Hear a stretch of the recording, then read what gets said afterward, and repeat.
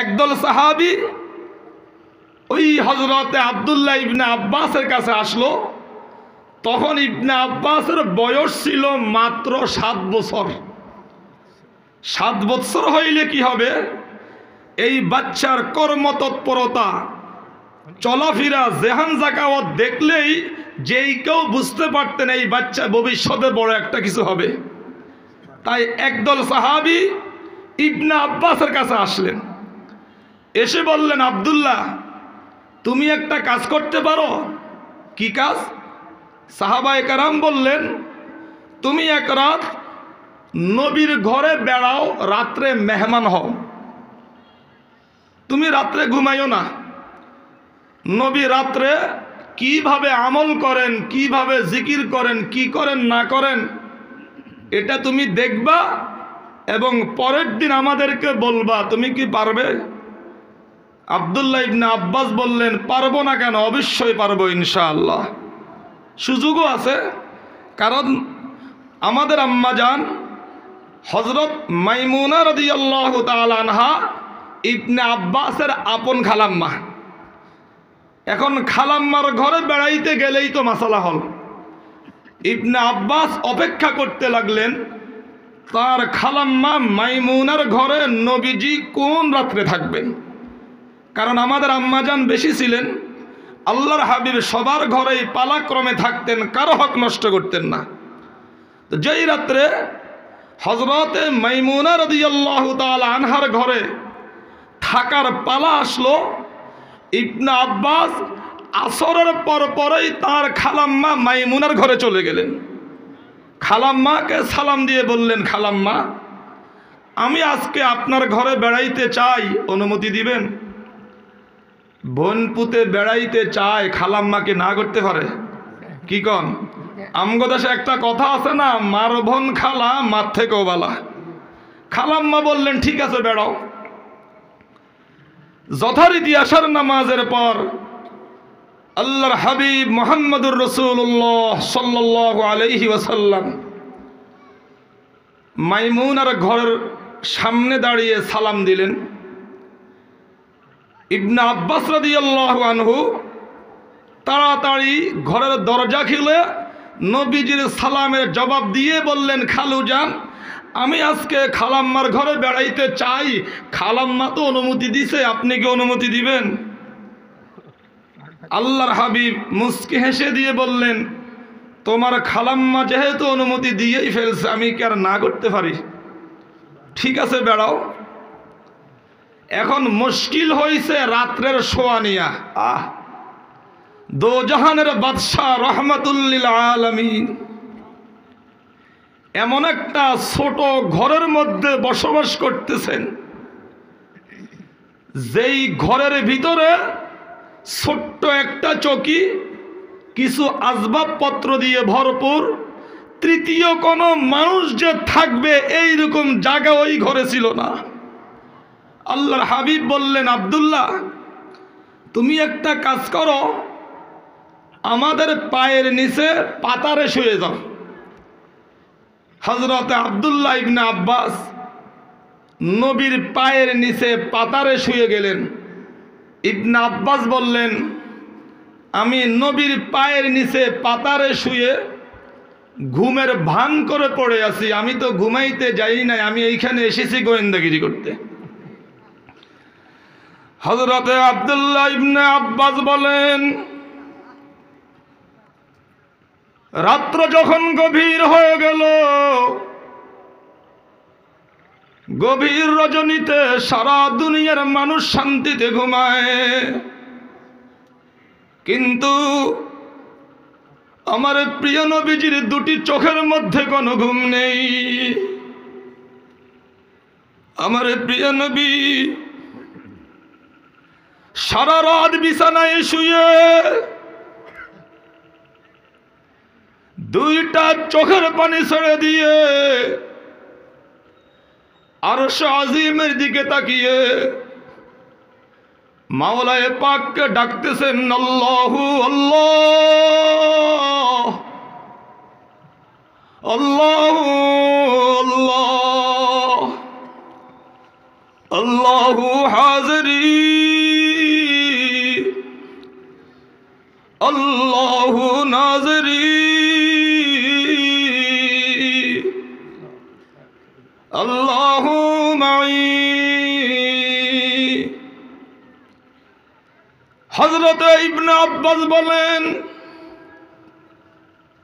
রাত যত গভীর হইতেছে আমার নবীর কান্নার আওয়াজ তত বাড়তেছে।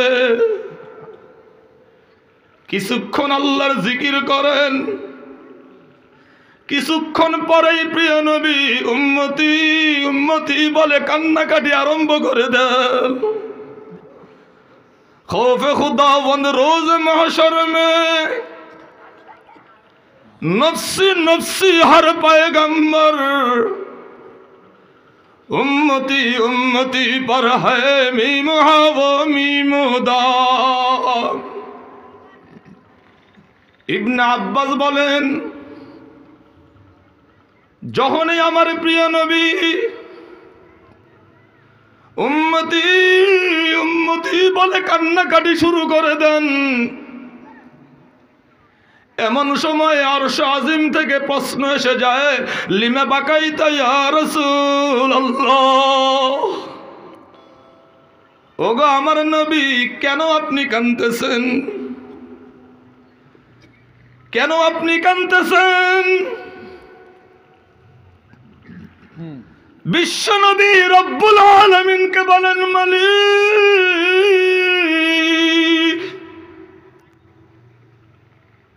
আমি নিজের জন্য কাঁদতেছি না, আমার এতিম উম্মতের জন্য কাঁদতেছি।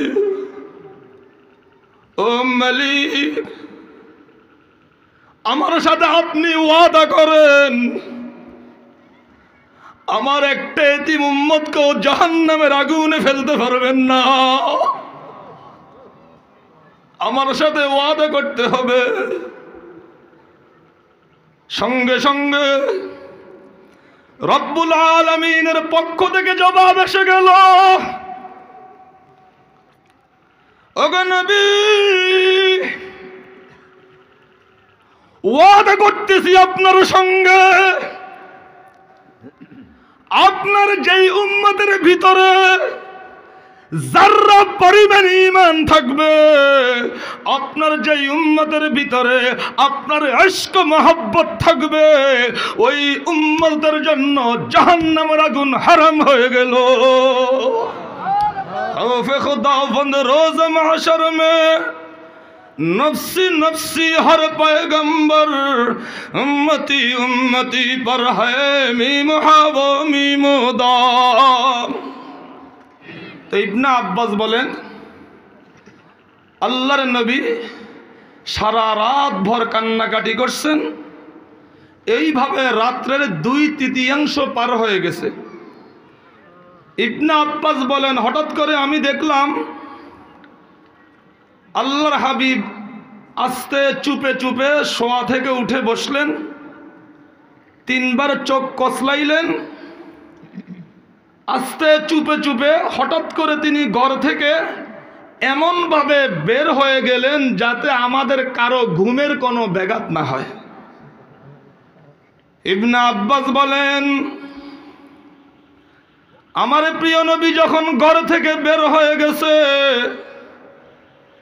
আমিও সঙ্গে সঙ্গে চুপে চুপে আমার নবীর পিছনে পিছনে চলে গেছি। ইবনে আব্বাস বলেন, সেই দিন ছিল মদিনার আকাশে পূর্ণিমার চাঁদ, লক্ষ লক্ষ তারকা ঝলমল ঝলমল করতেছে। ইবনে আব্বাস বলেন, আমার প্রিয় নবীজি ঘরের বাহিরে এসে যখন পশ্চিম আকাশে পূর্ণিমার চাঁদের দিকে তাকাইলেন, ইবনে আব্বাস বলেন, আমি সঙ্গে সঙ্গে দেখতে পেলাম আকাশের পূর্ণিমার চাঁদ, লক্ষ লক্ষ তারকা আমার প্রিয় নবীর সাথে মুস্কি মুস্কি হাসতেছে। चाहरम में दीगर दर नवाशोद मोहब्बत बा खुदा ओ मुस्तफा शोद। संगे संगे आमार नबी আল্লাহর কোরআনের একটা আয়াত তিলাওয়াত করলেন, আল্লাহর শুকর আদায় করলেন। এরপরে আমার নবী ইস্তেঞ্জাখানায় ঢুকলেন, পানি নেন নাই। ইবনে আব্বাস বলেন, আমি মনে মনে চিন্তা করলাম নবীজি ইস্তেঞ্জাখানায় ঢুকছেন, পানি নেন নাই, হয়তো যাওয়ার তারাদ্দুদ ছিল। আমি ইস্তেঞ্জার বদনা ভর্তি করে এক বদনা পানি ইস্তেঞ্জাখানার সামনে রেখে দিলাম। তিনি বলেন, আমি চিন্তা করলাম আমার নবী ইস্তেঞ্জা করবেন, নিশ্চয় অজুও করবেন। আমি অজুর বদনা ভর্তি করে এক বদনা পানি অজুর জায়গায় রেখে দিলাম। মনে মনে চিন্তা করলাম নবী অজু করবেন, নিশ্চয় মেসওয়াকও করবেন। আমি একটা গাছের ঢাল ভেঙ্গে অজুর বদনার উপর রেখে দিলাম। কিছুক্ষণ পর আমার নবী ইস্তেঞ্জাখানা থেকে বের হলেন, জরুরত সারলেন। এরপরে তিনি দেখলেন অজুর বদনা অজুর জায়গায়, মেসওয়াকও আছে। প্রিয় নবী মেসওয়াক করলেন, অজু করলেন। ইবনে আব্বাস বলেন, আমি একটু দূরে দাঁড়িয়ে ভয়ে ভয়ে কাঁপতেছি। এমন সময় রহমতে আলম সাল্লাল্লাহু আলাইহি ওয়াসাল্লামের রহমতের নজর আমার উপরে পড়ে গেল। নবী ইবনে আব্বাসকে ডাক দিয়ে বললেন, আব্দুল্লাহ এদিকে আসো। ইবনে আব্বাস বললেন, আমি নবীর সামনে আসলাম। নবীজি জিজ্ঞাসা করলেন, আব্দুল্লাহ এই বদনা ভর্তি পানিগুলা কি তুমি রাখছো? ইবনে আব্বাস বললেন, জি ইয়া রাসূলুল্লাহ, আমিও তো রাখছি। রাখবে আর কে? অন্য কোনো মানুষ তো নাই। কেন রাখলা? ইবনে আব্বাস বললেন, আমি চিন্তা করলাম আল্লাহর হাবিব ইস্তেঞ্জাখানায় গেছে, নিশ্চয়ই পানি লাগবে, তাই ইস্তেঞ্জার পানি জায়গা মতো রাখলাম। মনে মনে চিন্তা করলাম আল্লাহর হাবিব অজু করবেন, তাই অজুর বদনা ভর্তি পানি রাখলাম। মনে মনে চিন্তা করলাম আল্লাহর হাবিব নিশ্চয়ই মেসওয়াকও করবেন, তাই গাছের ঢাল ভেঙ্গে অজুর বদনার উপর রেখে দিলাম। সঙ্গে সঙ্গে আল্লাহর হাবিব ইবনে আব্বাসের মাথায় হাত দিয়ে বললেন, আল্লাহুম্মা ফাক্কিহু ফিদ্দীন ওয়া আল্লিমহুল কুরআন। ও মাওলা, এই ছোট বাচ্চা আব্দুল্লাহ ইবনে আব্বাসকে দ্বীনের একজন বড় ফকিহ বানিয়ে দাও, এবং কোরআনের যত ইলম আছে, যত জ্ঞান আছে, তাফসীরের যত উলুম আছে, সব কিছু এই বাচ্চাকে তুমি দান করে দাও। আল্লাহর হাবিব গভীর রাত্রে দোয়ার তীর মেরে দিছে। গভীর রাত্রে বিশ্বনবীর দোয়ার বরকতে সাহাবায়ে কেরামের মধ্যে বয়সের দিক দিয়ে সর্বকনিষ্ঠ হওয়া সত্ত্বেও আব্দুল্লাহ ইবনে আব্বাস রাইসুল মুফাসসিরিন, সর্বশ্রেষ্ঠ মুফাসসিরে কোরআন হয়ে গিয়েছিলেন। সুপ্ত প্রতিবার, মুক্ত দিগন্ত, ফাহি টিভি, এখনই সাবস্ক্রাইব করুন। আসসালামু আলাইকুম ওয়া রাহমাতুল্লাহি ওয়া বারাকাতুহু।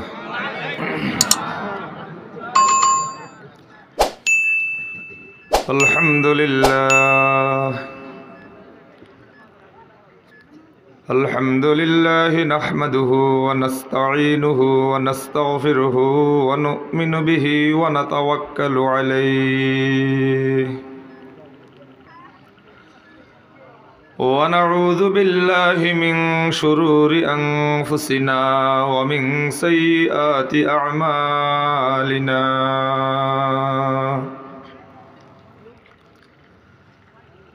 من يهده الله فلا مضل له ومن يضلله فلا هادي له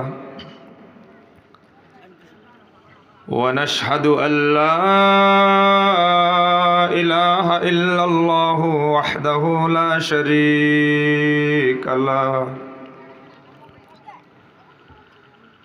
ونشهد أن سيدنا ونبينا وشفيعنا وحبيبنا وحبيب ربنا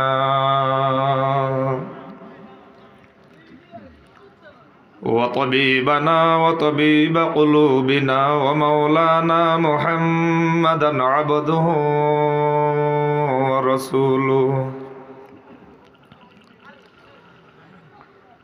अरसलहुल्लाहु इला काफ़्फ़तिन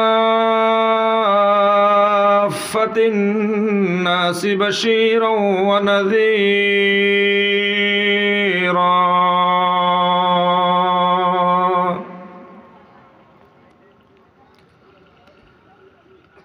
वदाइयन इलल्लाहि बिइज़निहि व सिराजम मुनीरा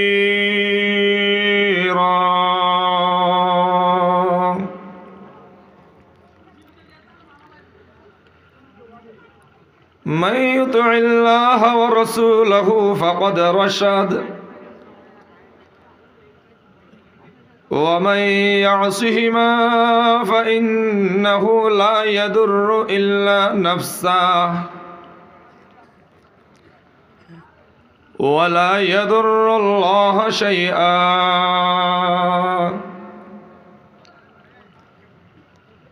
अम्मा बअदु फ़अऊज़ु बिल्लाहि मिनश शैतानिर रजीम बिस्मिल्लाहिर रहमानिर रहीम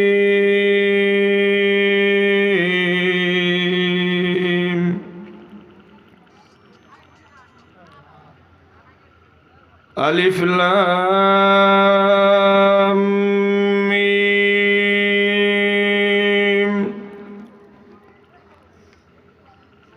ज़ालिकल किताबु ला रैब फ़ीह हुदल लिल मुत्तक़ीन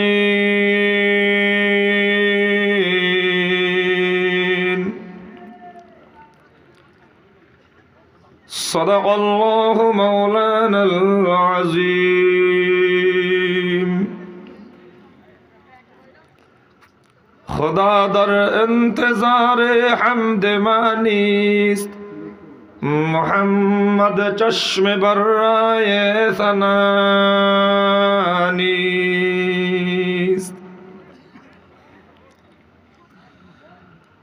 मोहम्मद हामिद हम्द खुदा बास खुदा मद आफरीन मुस्तफ़ा बास मोहम्मद अस्तुमी खाहम खुदा रा खुदाया अस्तु हुब्बे मुस्तफ़ा रा अल्लाहुम्मा सल्लि अला मुहम्मद व अला आलि मुहम्मद कमा सल्लैत अला इब्राहीम व अला आलि इब्राहीम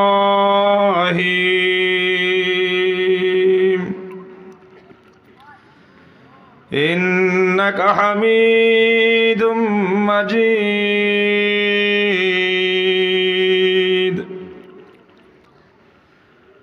अल्लाहुम्मा बारिक अला मुहम्मद व अला आलि मुहम्मद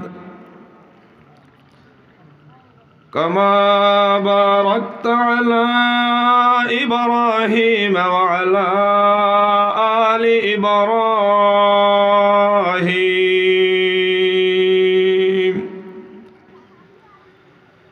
इन्नका हमीदुम मजीद।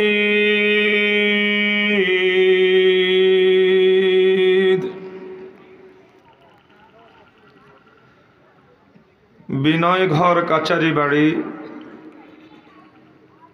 নুরানি মাদ্রাসার বার্ষিক এই ওয়াজ ও দোয়ার মাহফিলের শ্রদ্ধেয় সভাপতি জনাব মোহাম্মদ আব্দুল্লাহ আল মামুন চৌধুরী সাহেব, মঞ্চে উপবিষ্ট আজকের প্রধান আকর্ষণ, প্রধান অতিথি জনাব মোহাম্মদ আব্দুল মান্নান চৌধুরী সাহেব, উপস্থিত আছেন আমাদের অত্র ইউনিয়নের সাবেক চেয়ারম্যান জনাব मोहम्मद हारूनुर रशीद साहिब, दीगर मोहतरम हजरत उलमाए कराम, एलाकार सकल दीनी मुसलमान भाइयेरा ओ आमार पर्दा निशी मा बोनेरा, এই কনকনে শীতকে আপনারা উপেক্ষা করে গভীর রজনীতে এইখানে সবাই বসে আছেন একমাত্র আল্লাহর কোরআনের মহাব্বতে। এই দেশের মুসলমানেরা এই কথাটা প্রমাণ করে দিয়েছে, যদিও এই দেশের মধ্যে বিভিন্ন দল আছে, মত আছে, কিন্তু কোরআনের পক্ষে সবাই একজোট, সবাই আল্লাহর কোরআনকে নিজের জীবনের চেয়েও বেশি মহব্বত করে।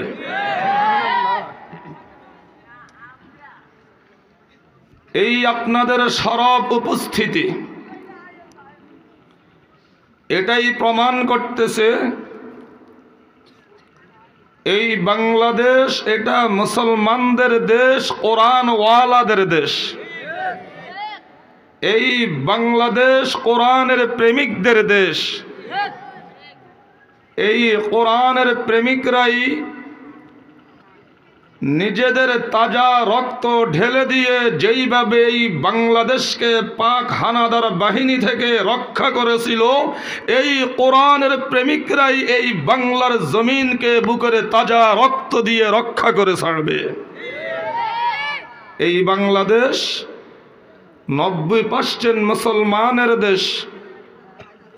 রব্বুল আলামিনের দরবারে লাখো কোটি শুকর, যিনি আমাদেরকে মুসলমান মা বাবার ঘরে জন্ম দিয়ে পাঠিয়েছেন, আলহামদুলিল্লাহ। আল্লাহর এক আশিক আল্লাহর দরবারে শুকরিয়া আদায় করতে গিয়ে বলছেন, आदमियत जाज़े बाज़म मुसलमा कर दई, आदमियत जाज़े बाज़म मुसलमा कर दई, आय खुदा कुर्बा शवद ऐसा पर ऐसा कर दई। ओ मौला, কুকুর, বিড়াল, শুকর ইত্যাদি বন্য জীব জানোয়ার না বানিয়ে তুমি আমাদেরকে মানুষ বানিয়েছ। আবার শুধু মানুষ বানাও নাই, সাথে সাথে ঈমানটাও দান করেছ। মানুষত্ব দান করেছেন আল্লাহ, এর সাথে সাথে ঈমানটাও দান করেছেন। এই কারণে আমাদের এই জীবন আল্লাহর নামে কুরবান করে দিলেও আল্লাহর শুকরিয়া আদায় করিয়া শেষ করা যাবে না।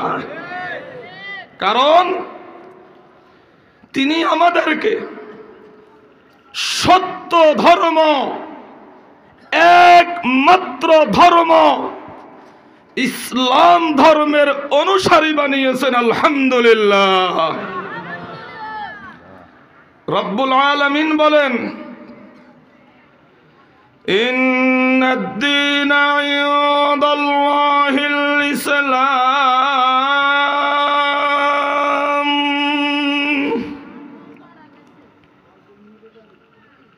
দুনিয়ার মানুষের জন্য আমি আল্লাহ একটা মাত্র ধর্ম নির্ধারণ করে দিয়েছি, যেই ধর্মের নাম হইল ইসলাম। মনে রাখবেন, যুগে যুগে আল্লাহ যত নবী পৃথিবীর জমিনে পাঠিয়েছেন, প্রত্যেক নবীর ধর্ম ছিল ইসলাম, প্রত্যেক নবীর উম্মত ছিল মুসলমান। তাহলে ইসলাম এটা কোনো সাম্প্রদায়িক ধর্ম না। ইসলাম হইল সার্বজনীন সবার ধর্ম। কেউ মানুক আর না মানুক, ইসলাম সাম্প্রদায়িক ধর্ম নয়, সার্বজনীন সবার ধর্ম। এখন যার নাকের আগায় ফোঁড়া থাকে, পুজ হয়, এরা গোলাপ ফুলের মধ্যেও দুর্গন্ধ হয়। কি কম? নাকের আগায় ফোঁড়া উঠলে, ফুজ হইলে গোলাপ ফুলের মধ্যেও কি হবে? দুর্গন্ধ হবে। এটা কি আসলে গোলাপ ফুলের দোষ না তার নাকের দোষ? গোলাপ ফুল ঠিকই সুঘ্রাণ, কিন্তু তার নাকে সমস্যা। এই পৃথিবীর জমিনের কিছু নাস্তিক ইসলাম বিদ্বেষী আছে, এদের দেমাগের মধ্যে ইবলিস পেশাব করিয়া এদের দেমাগকে নষ্ট করে দিয়েছে। তাই এরা ইসলামের মধ্যে সাম্প্রদায়িকতার গন্ধ পায়।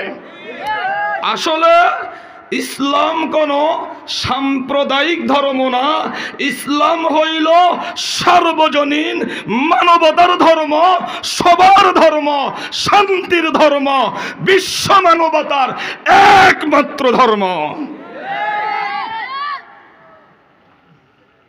মুফাসসিরিনে কেরামগণ বলেন, ইসলাম ছাড়া অন্য কোন ধর্ম বলতে কিছুই নেই। হিন্দু, বৌদ্ধ, খ্রিস্টান, ইহুদি, নাসারা, আল্লাহর কসম করে বলতেছি এইগুলা কোনো ধর্মই না, মানুষের বানানো কিছু কল্প কাহিনী ছাড়া আর কিছু নয়। আল্লাহ যেমন একজন, বিশ্ব মানবতার জন্য ধর্ম কয়টা?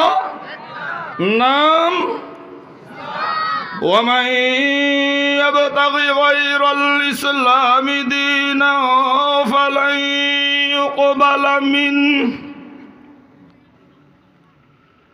وَهُوَ فِي الْآخِرَةِ مِنَ الْخَاسِرِينَ।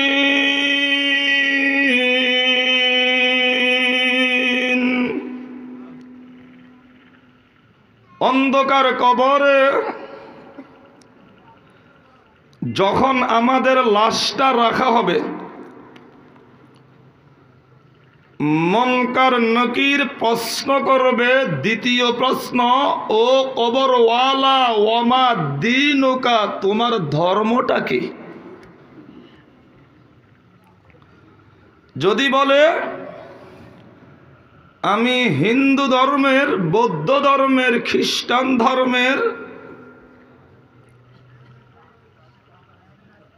এই সমস্ত কথা বললে কবরের মধ্যে কোনো কাজে আসবে না। যদি কেউ বলে আমি ধর্ম নিরপেক্ষ, এই কথাটাও কাজে আসবে না। কবরের আযাব থেকে বাঁচতে হইলে মুনকার নকিরের প্রশ্নের জবাবে বলতে হবে দীনি আল ইসলাম।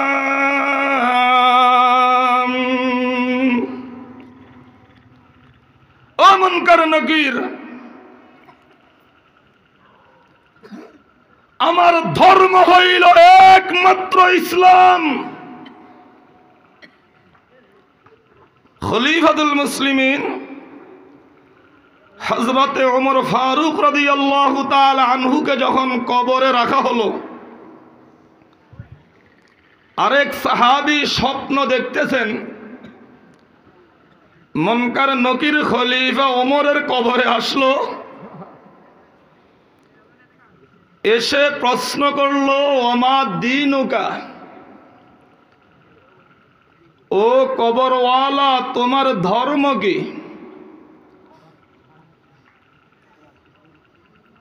ওমরে ফারুক সঙ্গে সঙ্গে পাল্টা প্রশ্ন করলেন মুনকার নকিরকে, ওমা দীনুকুম, এরা প্রশ্নকারী, আমার জবাব আমি পরে দিব, আগে তোমরা জবাব দাও, তোমাদের ধর্ম কি?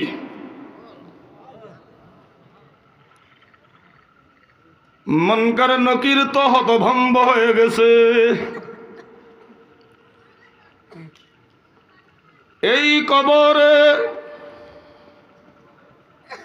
লক্ষ কোটি মানুষকে প্রশ্ন করলাম, কিন্তু আমাদেরকে পাল্টা প্রশ্ন করার সাহস তো কারো হয় নাই। তাই মুনকার নকির হতভম্ব হয়ে আল্লাহর দরবারে চলে গেছে, গিয়ে বলল, মালিক,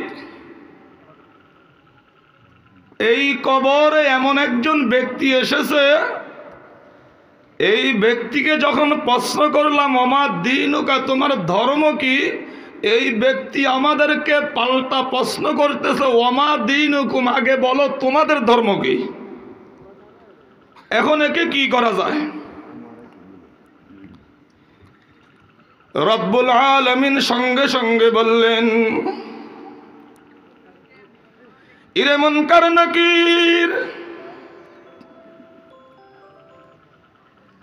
এই কবরে এমন একজন ব্যক্তি এসেছে,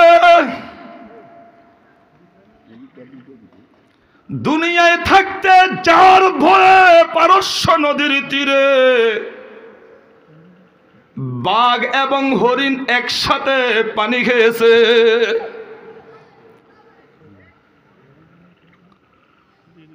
সেই আমার প্রিয় বান্দা ওমরে ফারুক কবরে এসেছে। যাও তোমরা তার কাছে আবারও যাও, আবারও তাকে প্রশ্ন করো, সে কি বলতে চাই তোমরা ভালো করে শোনো, প্রয়োজনে তোমরাই জবাবটা দিয়ে দাও। মুনকার নকির ওমরে ফারুক রাদিয়াল্লাহু তাআলা আনহুর কবরে আবারও আসলেন, আবারও প্রশ্ন করলেন, ওমা দীনুকা, ও কবরওয়ালা, তোমার ধর্ম কি? জবাব দিতে হবে, না হলে ছাড় নাই। ওমরে ফারুক আবারও রাগান্বিত হয়ে গেলেন, মুনকার নকিরকে ধমক দিয়ে বলতেছেন, ওমা দীনুকুম, ইরে মুনকার নকির, আগে তোমরা বলো তোমাদের ধর্ম কি?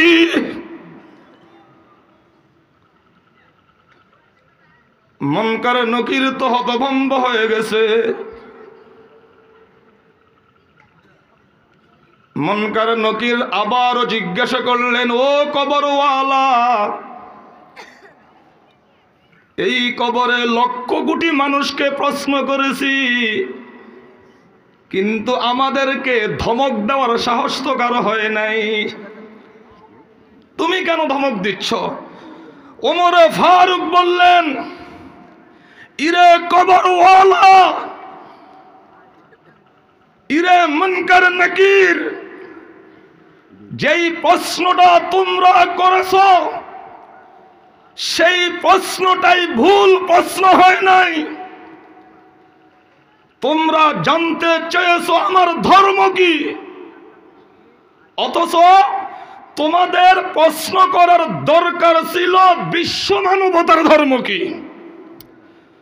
মনে রাখবা, শুধু আমার নয়, সমস্ত বিশ্ব মানবতার ধর্ম একটা, তার নাম ইসলাম। যে ইসলামের জন্য দুনিয়ার জমিনে সারা জীবন কষ্ট করেছি, মেহনত করেছি, যে ইসলামের জন্য দুনিয়ার জমিনে বুকের তাজা রক্ত ঢেলে দিয়েছি, এই 3.5 হাত কবরে এসে সেই ইসলামকে আমি এখনো ভুলে যাই নাই। ইন্নাদ-দীনা ইনদাল্লাহিল ইসলাম।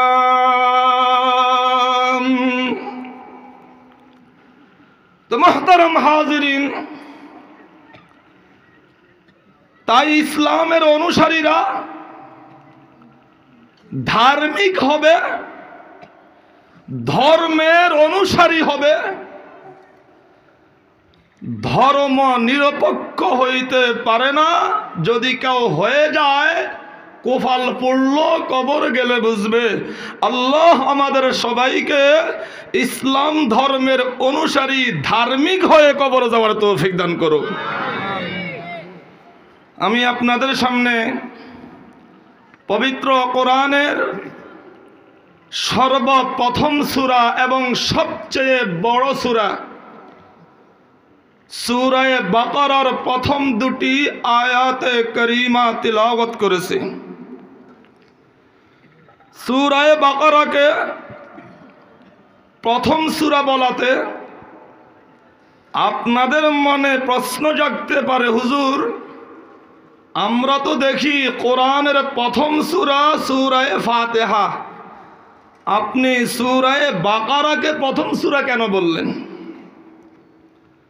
এর জবাব হলো, মুফাসসিরিনে কারামগণ তাফসীরের কিতাবে লিখছেন, সূরা ফাতিহা হইল পবিত্র কোরআনের ভূমিকা স্বরূপ। যেই কোনো বই খুললে দেখবেন প্রথমে একটা ভূমিকা থাকে, এরপরে মূল বই লেখা শুরু হয়। ভূমিকা পড়লেই বোঝা যায় সামনের বইটার মধ্যে কি লেখা আছে, একটা ধারণা পাওয়া যায়। আল্লাহ রাব্বুল আলামিন 30 পারা কোরআনকে শুরু করেছেন সূরা বাকারা আলিফ লাম মিম থেকে, আর 30 পারা কোরআনের ভূমিকা স্বরূপ সূরা ফাতিহাকে সবার আগে উল্লেখ করেছেন। সূরা ফাতিহার মধ্যে আমরা আল্লাহর কাছে একটা দরখাস্ত করি, ইহদিনাস সিরাতাল মুস্তাকিম।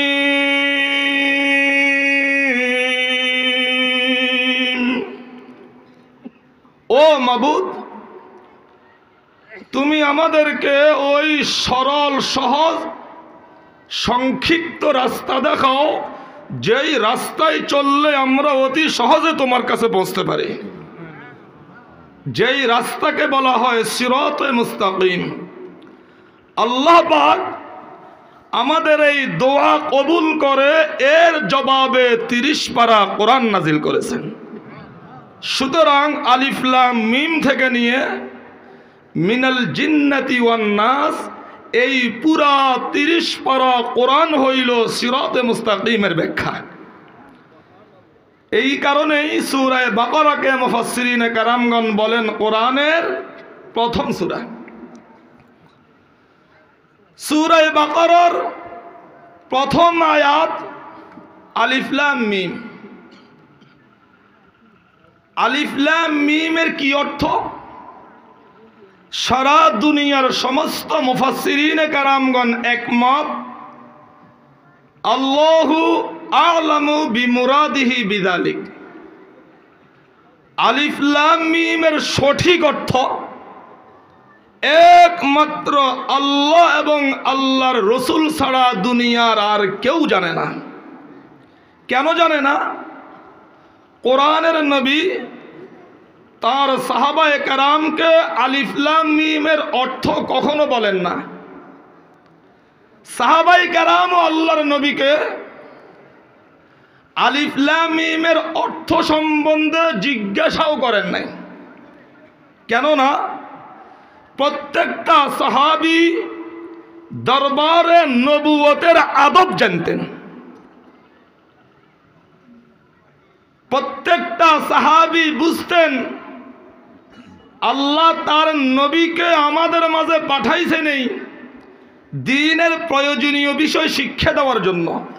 সুতরাং যা আমাদের প্রয়োজন উহা নবী আমাদেরকে বলে ফেলবেন, আমাদের পক্ষ থেকে অতিরিক্ত প্রশ্ন করাটা হবে বেয়াদবি। তাই দরবারে নবুয়তের আদবের ভয়ে সাহাবাই কেরাম কোনদিন আল্লাহর নবীকে আলিফ লাম মিম সম্বন্ধে জিজ্ঞাসাই করেন নাই। কেননা এই দরবারে নবুয়ত এটা তো এমন একটা দরবার যেই দরবারের মূল্য আরশ আজিম থেকেও বেশি। আল্লাহর ওলিগণ বলেন আদব গাহস্তাজিরি আসমা আজ আরশ নাজুখতার, আদব গাহস্তাজিরি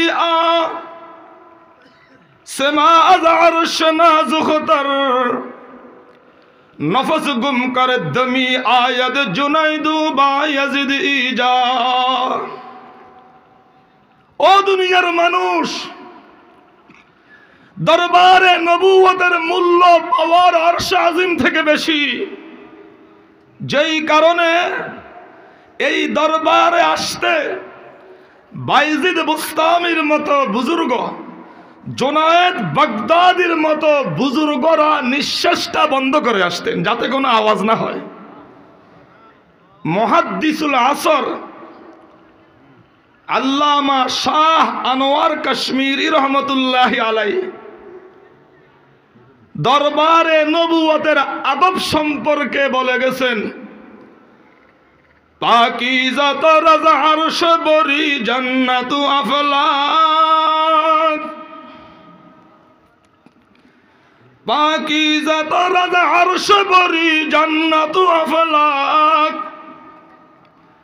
आराम गाह पाक रसूल अरबी है। ও দুনিয়ার মুসলমান, বিশ্বনবী যেই মদিনার মাটিতে শুয়ে আছে, যেই মদিনার মাটিতে দো জাহানের বাদশা শুয়ে শুয়ে আরাম করতেছেন, এই জায়গার মূল্য কত তোমার জানা আছে নাকি? পাকিজা তরাজ আরশ বরি জান্নাতু আফলাক। আনোয়ার শাহ কাশ্মীরি বলেন, হাউজে কাউসার বলো, জান্নাত বলো, আরশ আজিম বলো, বিশ্বনবীর দরবারের মূল্য এই সব কিছু থেকে কোটি কোটি গুণ বেশি। आराम गाह पाक रसूल अरबी है। आए ज़ाहिर बैत नबवी याद रहे ये, बेबाइस या जंब शलब बे अदबी है। हे दुनियार मुसलमान,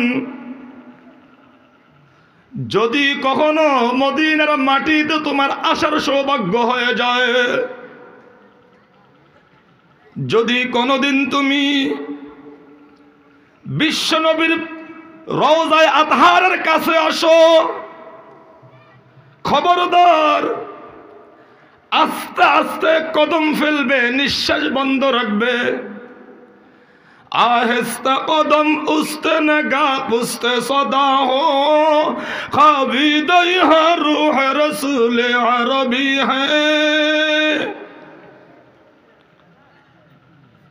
आस्ते आस्ते कदम फेलबे, दृष्टि नीचेर दिके राखबे, নিঃশ্বাস বন্ধ রাখবে যাতে কোনো আওয়াজ না হয়। কেননা তোমার জানা আছে নাকি এই মদিনার মাটিতে দু জাহানের বাদশা শুয়ে শুয়ে আরাম করতেছেন। তো দরবারে নবুয়তের আদবের ভয়ে সাহাবাই কেরাম কোনোদিন আল্লাহর নবীকে আলিফ লাম মিমের অর্থ সম্বন্ধে জিজ্ঞাসা করেন নাই। আল্লাহর নবী ও সাহাবায়ে কেরামকে আলিফ লাম মিমের অর্থ বলেননি, যার কারণে আলিফ লাম মিমের সঠিক অর্থ পরবর্তীতে দুনিয়ার আর কারো পক্ষে জানা সম্ভব হয় নাই। ইসলামী জাহানের চতুর্থ খলিফা হযরত আলী রাদিয়াল্লাহু তাআলা আনহুর শাসনামলে একদল তাবেঈ হযরত আলীর দরবারে আসলেন এসে বললেন, ওগো খলিফাতুল মুসলিমিন, আলিফ লাম মিমের কি অর্থ? একদল তাবেঈ হযরতে আলীর কাছে আসলেন, এসে বললেন, ওগো খলিফাতুল মুসলিমিন, আলিফ লাম মিমের কি অর্থ? হযরতে আলী বললেন, দেখো, এই আলিফ লাম মিমের অর্থ আমরা আল্লাহর নবীকে কখনো জিজ্ঞাসা করি নাই, নবীজিও আমাদেরকে এর অর্থ বলেন নাই, সুতরাং এর অর্থ সম্বন্ধে জিজ্ঞাসা করাটাই হবে এখন অন্যায়, বেদাত। তাবেঈনরা বললেন, ওগো খলিফাতুল মুসলিমিন, আমাদের একটা ঈমানি আবেগ, ঈমানি জজবা, আমরা এত সুন্দর আল্লাহর কোরআনটাকে তেলাওয়াত করি, আলিফ লাম মিম,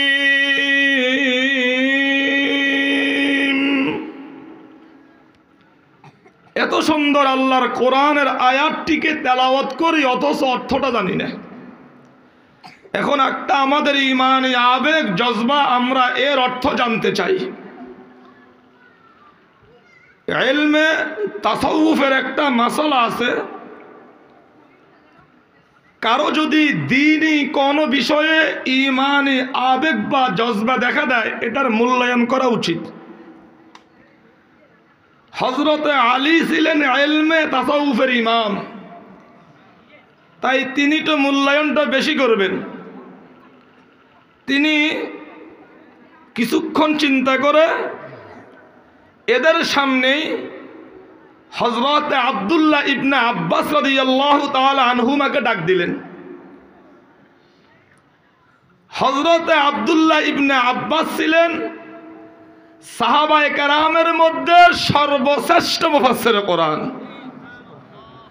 যার উপাধি ছিল রাইসুল মুফাসসিরিন, হিবরুল উম্মাহ। সাহাবায়ে কেরামের মধ্যে সর্বশ্রেষ্ঠ মুফাসসিরে কোরআন ছিলেন হযরতে আব্দুল্লাহ ইবনে আব্বাস রাদিয়াল্লাহু তাআলা আনহুমা। অথচ বয়সের দিক দিয়ে হযরতে ইবনে আব্বাস ছিলেন সাহাবায়ে কেরামের মধ্যে সর্বকনিষ্ঠ, সবচেয়ে ছোট।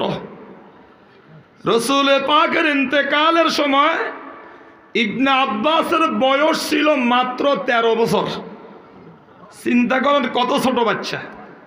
প্রশ্ন জাগে, এত বড় বড় সাহাবায়ে কেরাম থাকতে, আবু বকর, ওমর, উসমানের মতো এত বড় বড় সাহাবায়ে কেরাম থাকতে, ইবনে আব্বাসের মতো একটা ছোট বাচ্চা, তিনি কিভাবে সর্বশ্রেষ্ঠ মুফাসসিরে কোরআন হয়ে গেছেন?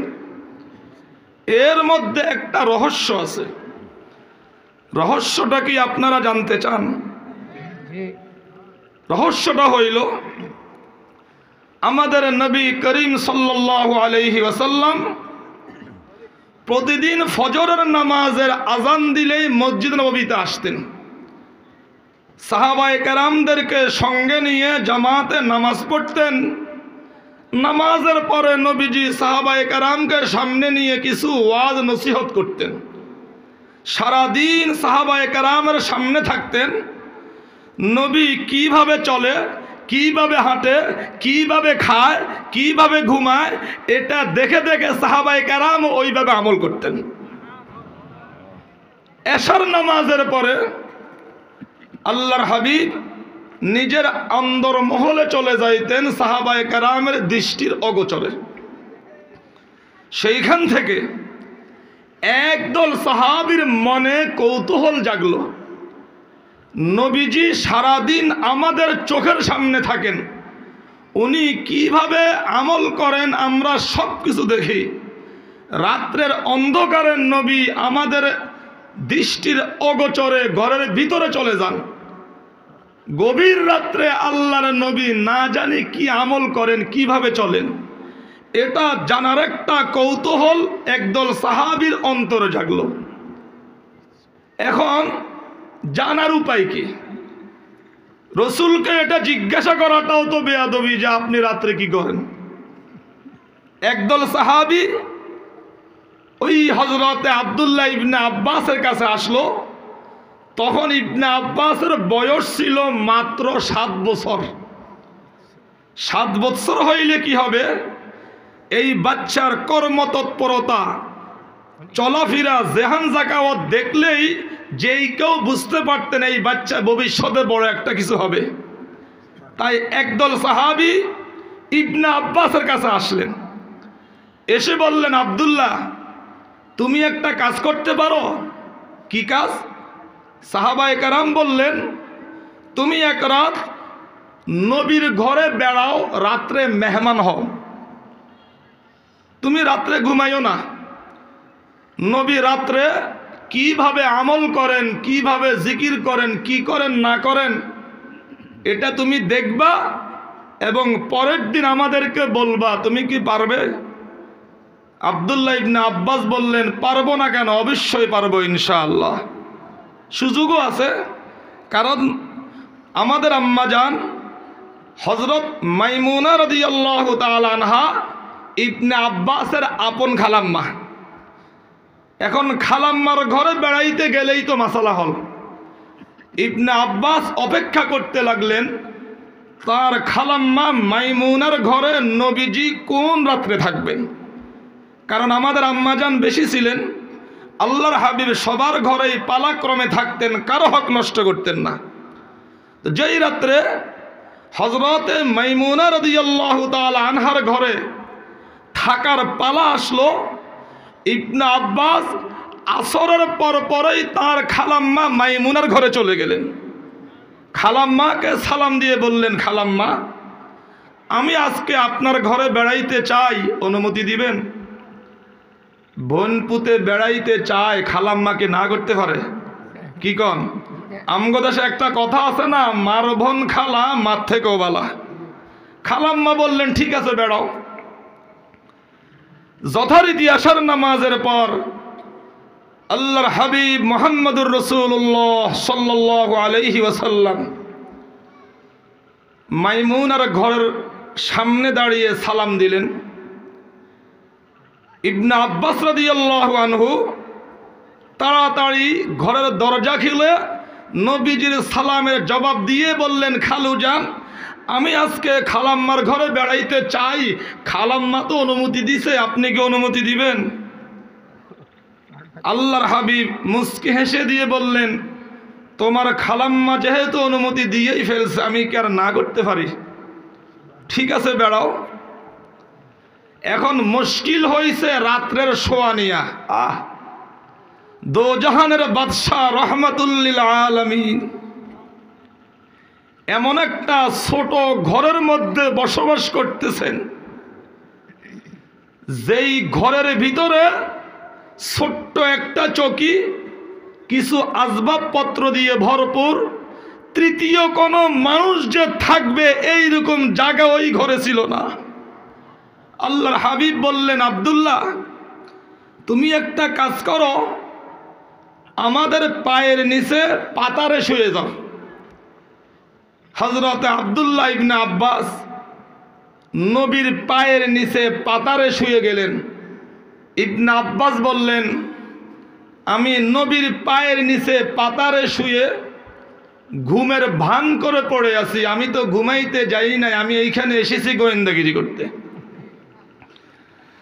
হযরতে আব্দুল্লাহ ইবনে আব্বাস বলেন,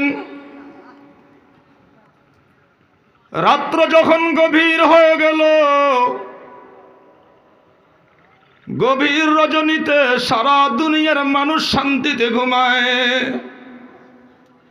কিন্তু আমার প্রিয় নবীজির দুটি চোখের মধ্যে কোনো ঘুম নেই। আমার প্রিয় নবী সারা রাত বিছানায় শুয়ে দুইটা চোখের পানি ছেড়ে দিয়ে আরশ আজিমের দিকে তাকিয়ে মাওলায়ে পাককে ডাকতেছেন, আল্লাহু আল্লাহ, আল্লাহু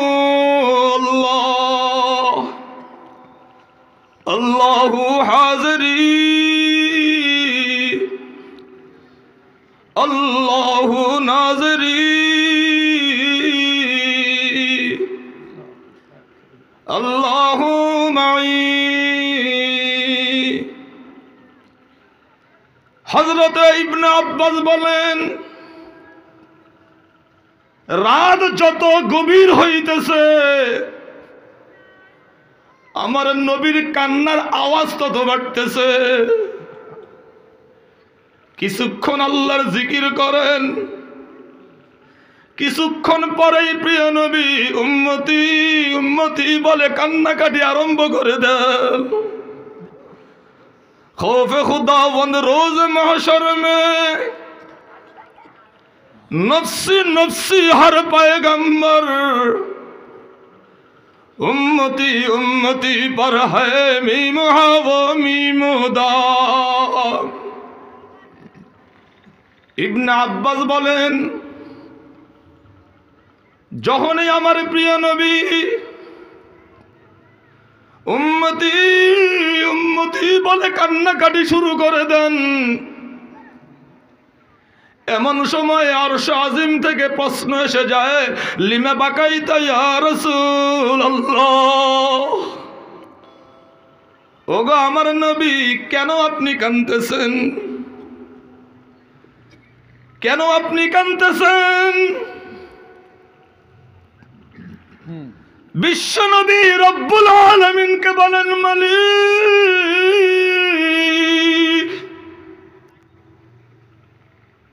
আমি নিজের জন্য কাঁদতেছি না, আমার এতিম উম্মতের জন্য কাঁদতেছি। ও মালিক আমার সাথে আপনি ওয়াদা করেন আমার একটা এতিম উম্মতকেও জাহান্নামের আগুনে ফেলতে পারবেন না, আমার সাথে ওয়াদা করতে হবে। সঙ্গে সঙ্গে রব্বুল আলামিনের পক্ষ থেকে জবাব এসে গেল, ওগো নবী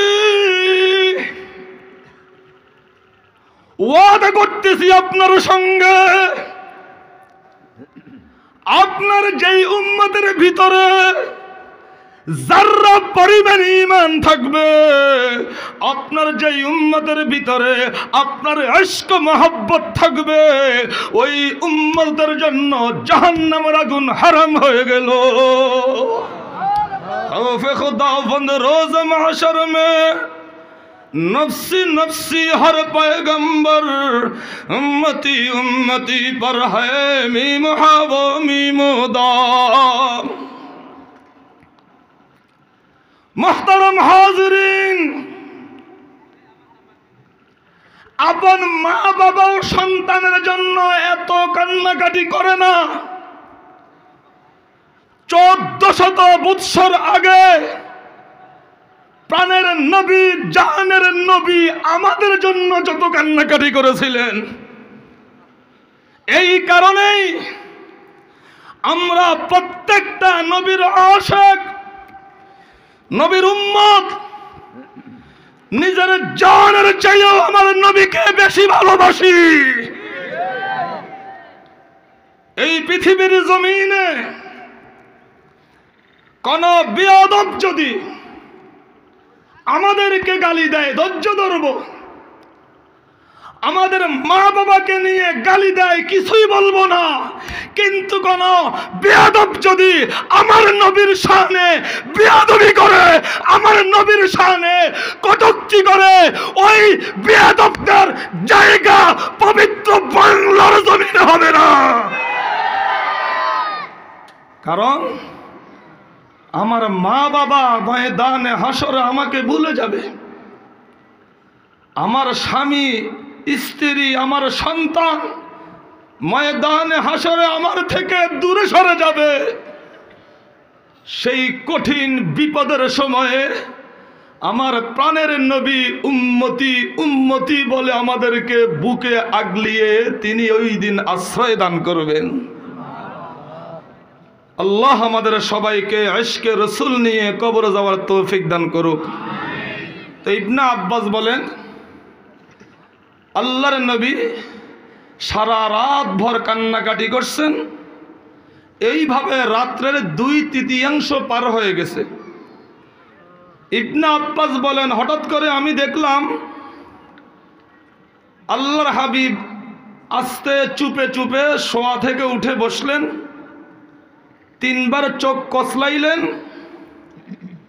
আস্তে চুপে চুপে হঠাৎ করে তিনি ঘর থেকে এমনভাবে বের হয়ে গেলেন যাতে আমাদের কারো ঘুমের কোনো ব্যাঘাত না হয়। ইবনে আব্বাস বলেন, আমার প্রিয় নবী যখন ঘর থেকে বের হয়ে গেছে, আমিও সঙ্গে সঙ্গে চুপে চুপে আমার নবীর পিছনে পিছনে চলে গেছি।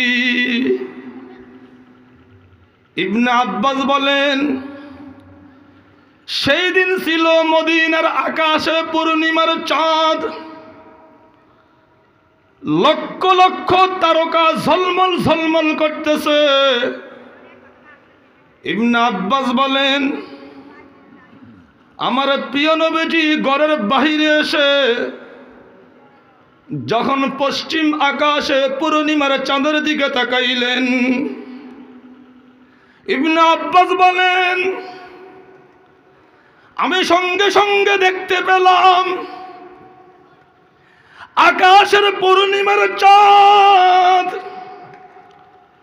লক্ষ লক্ষ তারকা আমার প্রিয় নবীর সাথে মুস্কি মুস্কি হাসতেছে।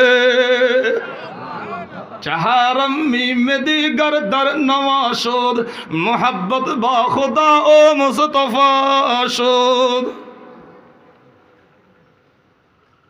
সঙ্গে সঙ্গে আমার নবী আল্লাহর কোরআনের একটা আয়াত তিলাওয়াত করলেন, আল্লাহর শুকর আদায় করলেন। এরপরে আমার নবী ইস্তেঞ্জাখানায় ঢুকলেন, পানি নেন নাই। ইবনে আব্বাস বলেন, আমি মনে মনে চিন্তা করলাম, নবীজি ইস্তেঞ্জাখানায় ঢুকছেন, পানি নেন নাই, হয়তো যাওয়ার তারাদ্দুদ ছিল।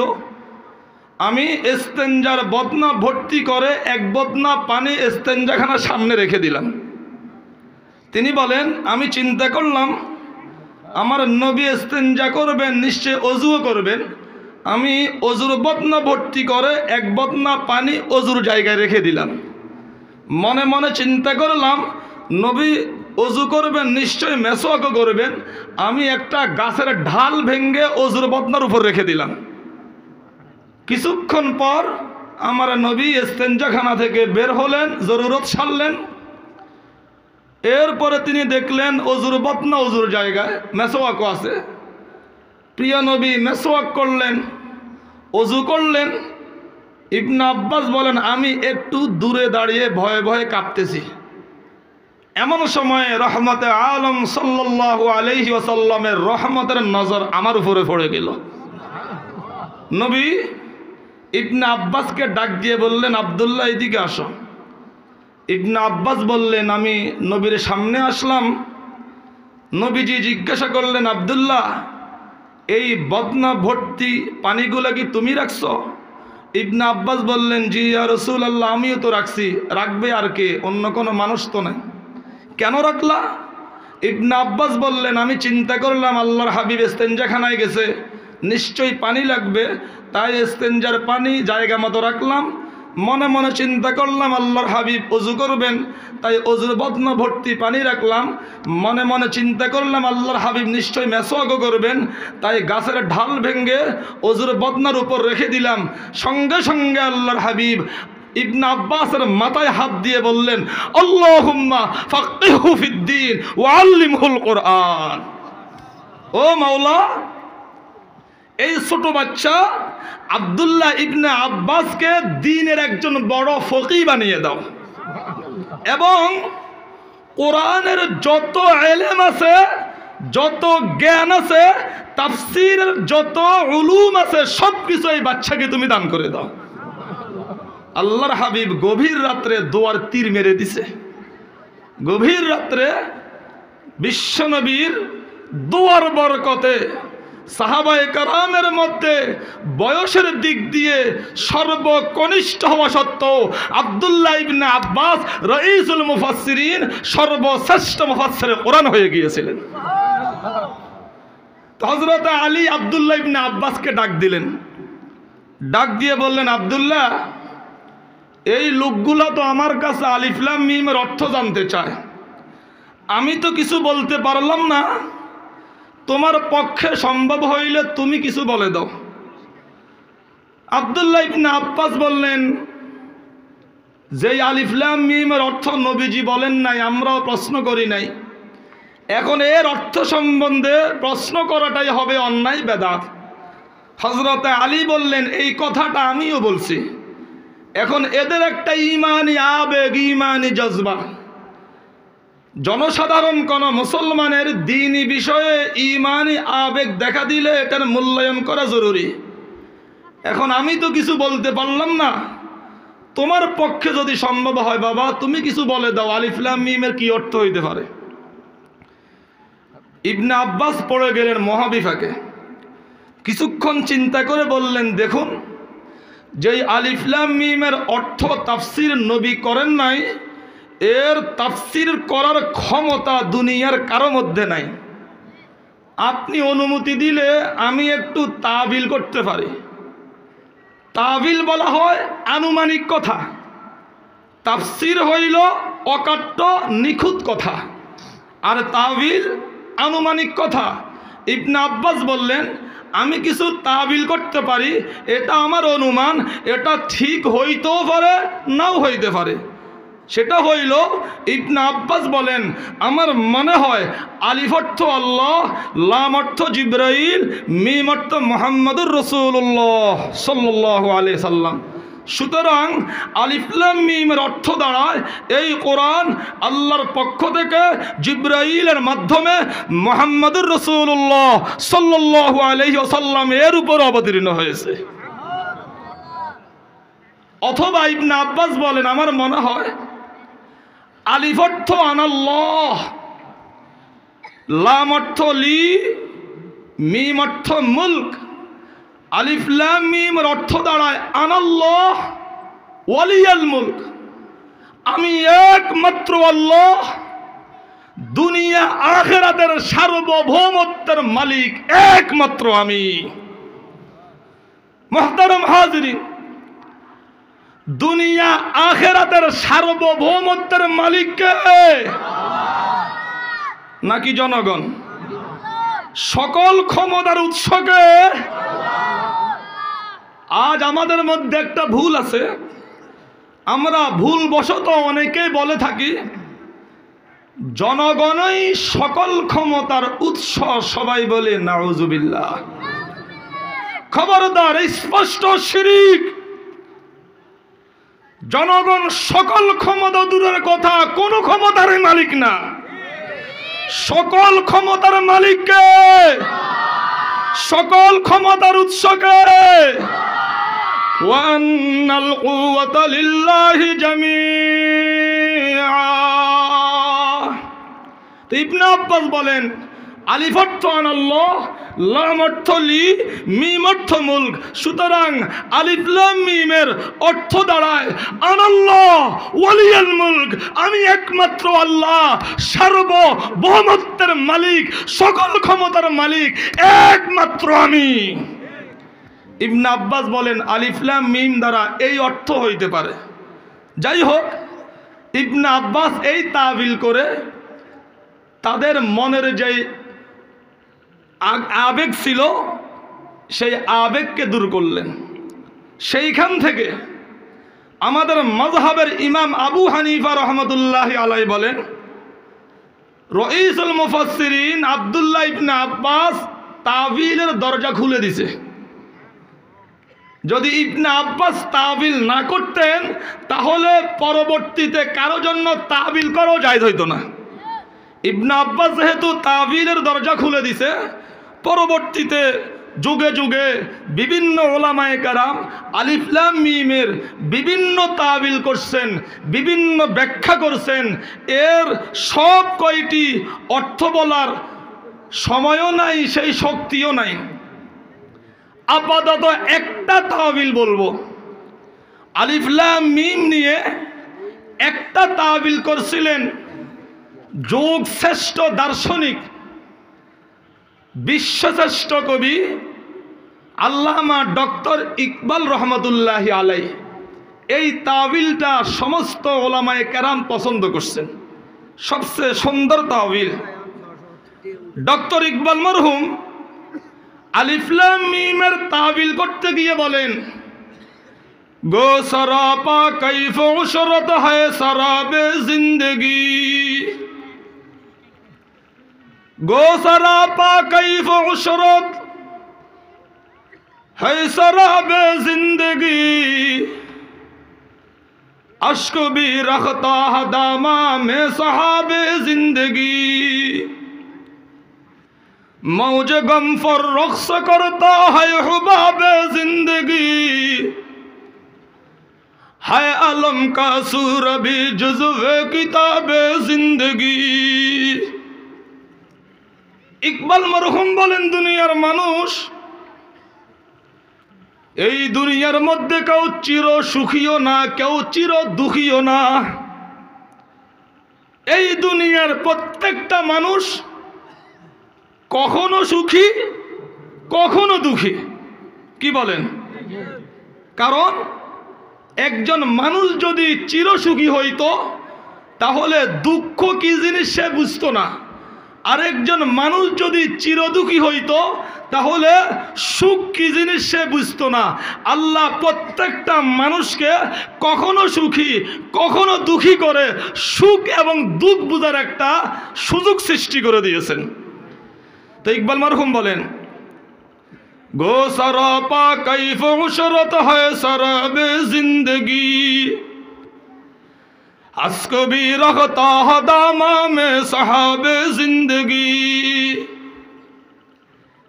এই দুনিয়ার প্রত্যেকটা মানুষ চির সুখীও না চির দুঃখীও না। একজন মানুষ যত কোটি কোটি টাকার মালিক হোক না কেন, যত বড় রাষ্ট্রপতি প্রধানমন্ত্রী হোক না কেন, ওই মানুষটাও দেখবেন মাঝে মধ্যে মনের দুঃখে চোখের পানি ফেলেনি। আরেকটা ব্যক্তি যত গরিব যত অভাবী হোক না কেন, ওই ব্যক্তিটাও দেখবেন মাঝে মধ্যে মনের সুখে হাসে। গো সরাপা কৈফ উশরত है शराबे जिंदगी, अश्क भी रखता है दामा में सहाबे जिंदगी। কেন প্রত্যেকটা মানুষ কখনো সুখী কখনো দুঃখী কেন? ইকবাল মরহুম বলেন, বাজারে মুদি দোকানে গেলে দেখবেন মুদি দোকানে পেঁয়াজ এবং রসুন পাশাপাশি পাওয়া যায়। পেঁয়াজ ঘোষণা করতেছে, যেইখানে আমার জন্ম সেইখানে পেঁয়াজময় পেঁয়াজ, রসুন বলতে কিছু নাই। রসুন বলতেছে, ও খরিদ্দার আমারও একটা জন্মস্থান আছে, না হলে আমি এইখানে আসতে পারতাম না। যেইখানে আমার জন্ম সেইখানে রসুনময় রসুন, পেঁয়াজ বলতে কিছু নাই। দুনিয়ার সুখ আমাদেরকে ইঙ্গিত দিচ্ছে, ইরে দুনিয়ার মানুষ আমার একটা জন্মস্থান আছে, না হলে আমি তোমার কাছে আসতে পারতাম না। যেইখানে আমার জন্ম সেইখানে সুখময় সুখ, দুঃখের লেশ মাত্র নাই। ওই জায়গার নাম হইল জান্নাত। দুনিয়ার দুঃখ আমাদেরকে বলতেছে, ও দুনিয়ার মানুষ আমারও একটা জন্মস্থান আছে, না হলে আমি তোমার কাছে আসতে পারতাম না। যেইখানে আমার জন্ম সেইখানে দুঃখময় দুঃখ, সুখের লেশ মাত্র নাই। ওই জায়গার নাম হইল জাহান্নাম। সুতরাং দুনিয়ার সুখ এবং দুঃখ আমাদেরকে জান্নাত এবং জাহান্নামের অস্তিত্বের দিকে ইশারা করতেছে। তাই ইকবাল মরহুম বলেন, গো সরাপা কৈফ উশরত है शराबे जिंदगी, अस्को भी रखता है दामा में सहाबे जिंदगी, मौज गम पर रक्स करता है हुबाबे जिंदगी, है आलम का सूर भी जुज़्वे किताबे जिंदगी। इकबाल मरहुम बोलेन दुनियार मानुष सुख एवं दुख तुम्हार काছে আসবেই, তুমি কখনো চির সুখী হইতে পারবে না। মনে রাখিও পবিত্র কোরআন আল্লাহর কালাম। কোরআন কার কালাম? আল্লাহর কালাম। শুরু হয়েছে আলিফ লাম মিম দ্বারা।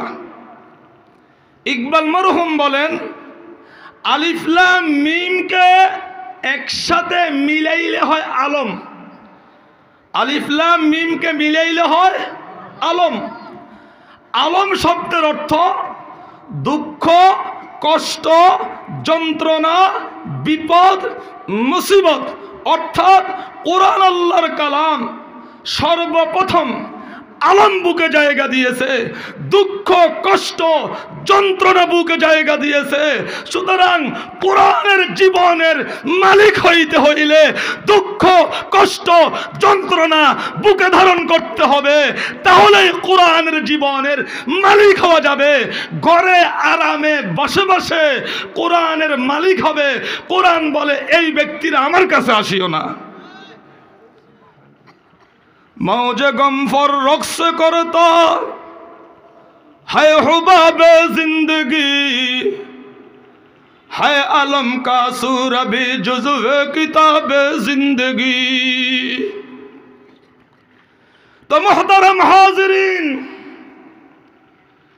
देखबेन सारा पृथिवीर मध्य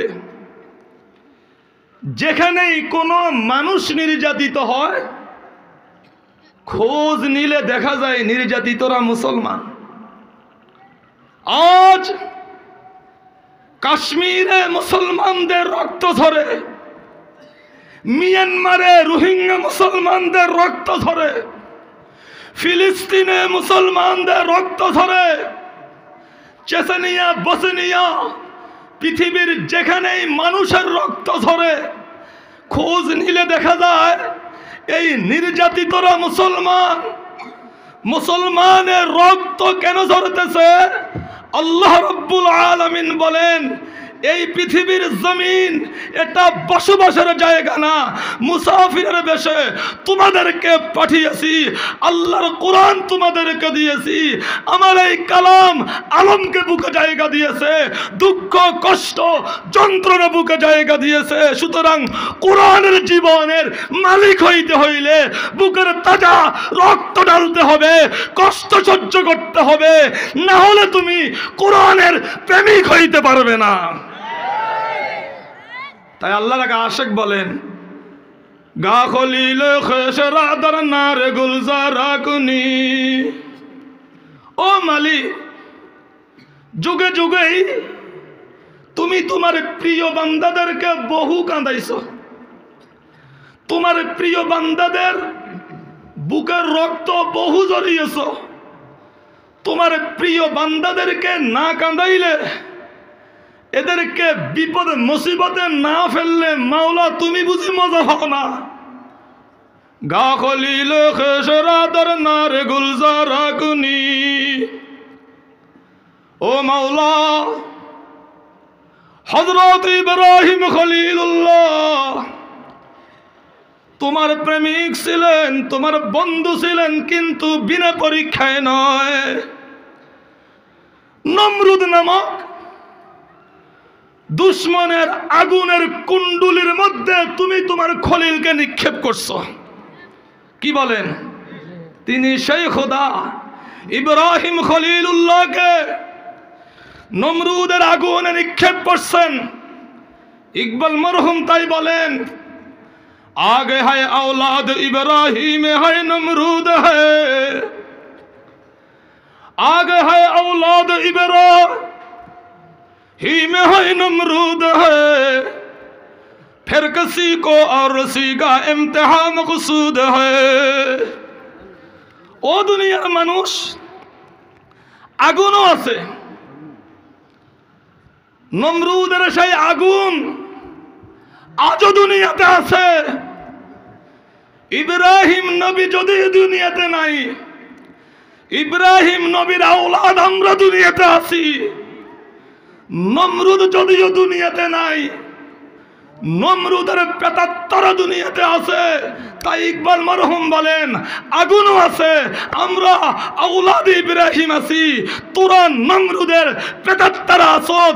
আমাদের আব্বা ইব্রাহিম যেইভাবে আল্লাহর ইশক ও মহব্বতে আগুনে ঝাঁপ দিয়েছে, আমরা সেই আল্লাহর জন্য, নবীর জন্য, কোরআনের জন্য প্রয়োজনে লক্ষ কোটি আওলাদ ইব্রাহিম আগুনে ঝাঁপ দিতে প্রস্তুত আছি। গা খলিল খসরাদর নারে গুলজার আগুনি, গাহে ইসমাইল রা আজাদ আজ কুরবা কুনি, গাহে ইউনুস রাদহি আজ বতন মাহি হাম মুকাম, গাহে ইউসুফ রাজ কনআ বরদর জিন্দা কুনি। মাওলা তুমি তো সেই খোদা, তোমার নবী ইউনুসকে তুমি সমুদ্রের মাছের পেটের ভিতরে ঢুকাইলা, ইউসুফ আলাইহিস সালামকে মিশরের জেলখানায় দিলা, তুমি সেই খোদা। ইমানদারদেরকে না কাঁদাইলে, ইমানদারদের রক্ত না ঝরাইলে আল্লাহ তুমি বুঝি মজা পাও না। ফরক জাকারিয়াতুনে আজ আররা কর দি আয় করিম, আস্তানে আইয়ুব সাবির তোমায় কিরমা কুনি। ও মাওলা তুমি সেই খোদা, তোমার বন্ধু জাকারিয়া আলাইহিস সালামের মাথাকে দুশমনের করাত দিয়ে দুই টুকরা করে ফেললা। তোমার বন্ধু আইয়ুব আলাইহিস সালামের দেহকে পচাইয়া গলাইয়া পোকামাকড়ের খাদ্য বানাইলা, তুমি সেই খোদা। পরীক্ষা আসেনি, বিপদ মুসিবত আসেনি, দ্বীনের জন্য, ইসলামের জন্য বিপদ আসতেই পারে, হাসি মুখে বরণ করতে হবে। জহরে কাতিল দরদ আমে মর হাসান কর দি রওয়া, তেগ কাতিল মর হুসাইন কারবালা ময়দা কুনি। মাওলা তুমি তো সেই খোদা, জান্নাতের যুবকদের সর্দার ইমাম হাসানের পেটের মধ্যে দুশ্মনের বিষ ঢুকাইলা, ইমাম হুসাইনের রক্তের দ্বারা কারবালার ময়দানকে তুমি রঞ্জিত করে দিলা, তুমি সেই খোদা। তো মুহতারাম হাজির, হুজুর আসছেন, প্রশ্ন নিয়েছেন? আচ্ছা, অসুবিধা নেই। তো মুহতারাম হাজিরিন, আল্লাহর দ্বীনের উপরে, ইসলামের উপরে চলতে গেলে কিছু বিপদ মুসিবত আসবেই। মনে রাখবেন, বিপদ মুসিবত এটা ইমানদারের সিফত। सुध मैं दुर्दंदान को तर जिंच कहूता,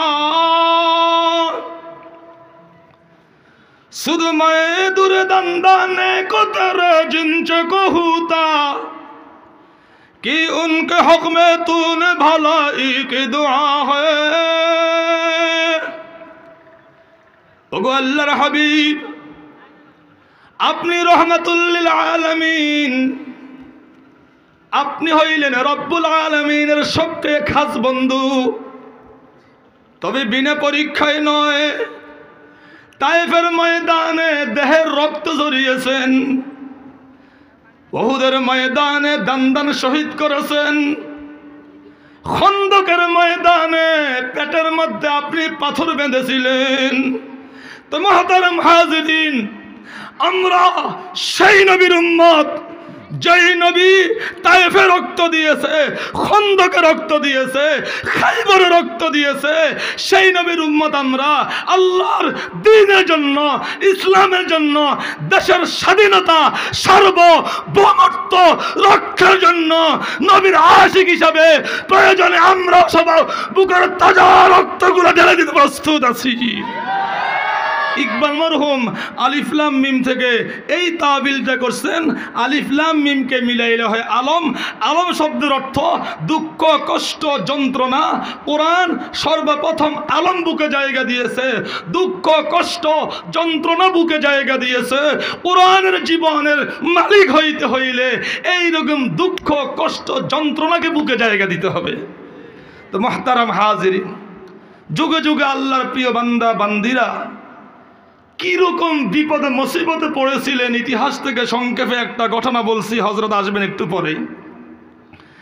আপনারা কি হজরতে বিবি আসিয়ার নাম শুনছেন? সবাই শুনছেন। বিবি আসিয়া কে ছিলেন? কমবখ্ত ফেরাউনের স্ত্রী। ফেরাউন ছিল মিশর নামক রাষ্ট্রের একটা সরকারি গোরস্থানের সামান্য ম্যানেজার। আমার রব্বুল আলামিন সেই ফেরাউনকে দয়া মায়া করে মিশরের রাষ্ট্রীয় ক্ষমতায় বসিয়েছিলেন, কিন্তু এই বেঈমানটা ক্ষমতার নাগাল পেয়ে অন্ধ হইয়া যায়। সে আরও বড় হইতে চায়, তার বড় হওয়ার স্বাদ মিটে না। একদিন এই বেঈমান ফেরাউন সমস্ত মিশরবাসীকে রাজদরবারে ডাক দিল। ডাক দিয়ে বলল, ও মিশরবাসী, তোমরা সবাই বলো তো আমি তোমাদের কি হই?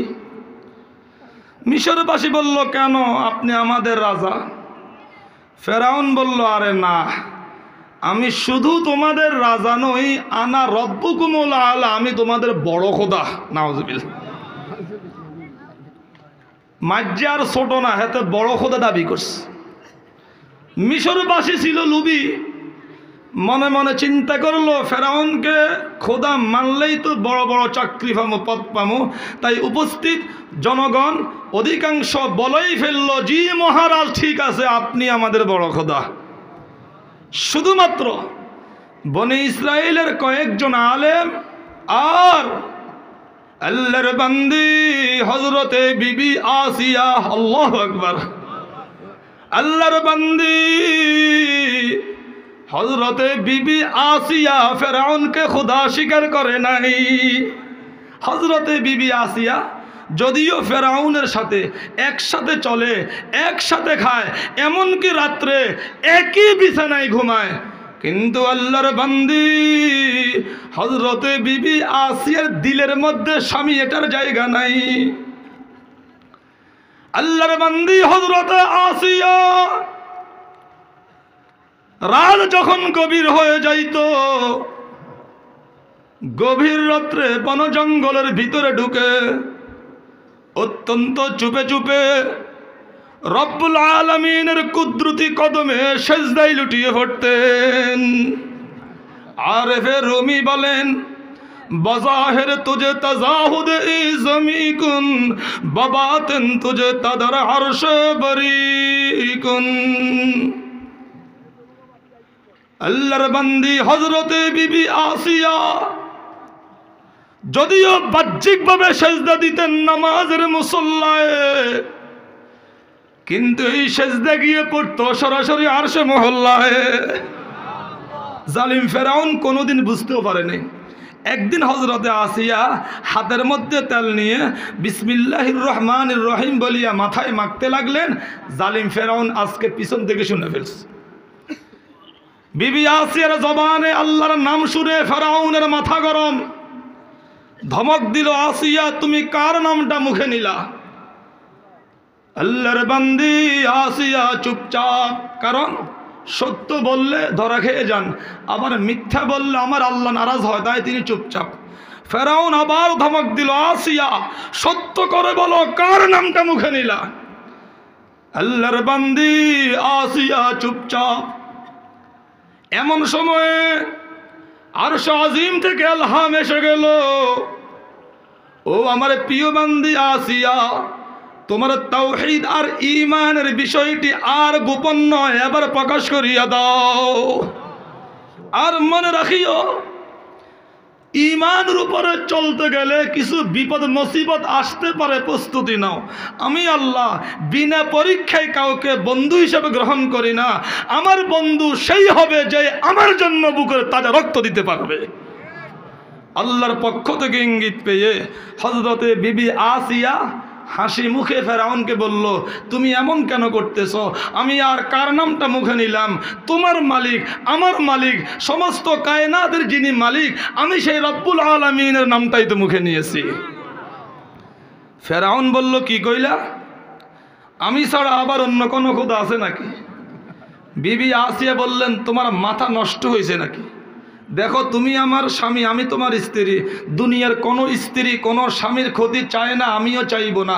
তুমি ছিলে একটা গোরস্থানের সামান্য একটা ম্যানেজার, সেইখান থেকে যেই মালিক তোমাকে দয়া মায়া করে মিশরের গদিতে বসাইছেন, সেই মালিক আসল খোদা। তুমি আবার কবে খোদা হইলা? হঠাৎ করিয়া খোদা হওয়া যায় নাকি? ফেরাউন বলল, আসিয়া, আমি যে একটা 2 নম্বর অবৈধ খোদা এটা আমি নিজেও জানি। এখন আমি নিজকে খোদা দাবি করছি, সমস্ত জনগণ তো মেনে গেছে। এটা তো তোমার জন্য গৌরবের বিষয় যে তুমি খোদার স্ত্রী। এখন তুমি যদি আমাকে খোদা স্বীকার না করো আর এই কথাটা সমাজে প্রকাশ পায়, আমার মান সম্মান কিছু থাকবে? তুমি কি চাও সমাজে তোমার এই স্বামীটা লজ্জিত হোক? হযরতে বিবি আসিয়া জবাব দিলেন, ওগো প্রাণের স্বামী আমার, স্ত্রী হিসেবে আমার থেকে যত প্রেম ভালোবাসা চাও সব কিছু তোমাকে দিতে রাজি আছি, কিন্তু রব্বুল আলামিনের তাওহীদের আসনে তোমাকে বসাইতে পারি না। ওয়াল্লাযীনা আমানু আশাদ্দু হুব্বাল লিল্লাহ। তুমি বলতেছো তোমাকে খোদা স্বীকার না করলে এই সমাজে তোমার লজ্জা হবে। আমি বলতে চাই, শুনো, এই সমাজের প্রত্যেকটা মানুষ একদিন মরে যাবে। এই সমাজের লজ্জা শরম একদিন মরে যাবে। আখিরাতের কোনো মৃত্যু নেই, আখিরাতের লজ্জা শরমেরও মৃত্যু নেই। সুতরাং দুনিয়ার লজ্জা শরমকে ভয় করিও না, আখিরাতের লজ্জা শরমকে ভয় করো। তোমার হাতে ধরি পায়ে ধরি, তুমি একটু তওবা করিয়া আসল মালিক, আমার মালিক, তোমার মালিক আল্লাহ রব্বুল আলামিনকে খোদা স্বীকার করিয়া নাও। এবার জালিম ফেরাউন তেলে বেগুনে জ্বলে উঠল।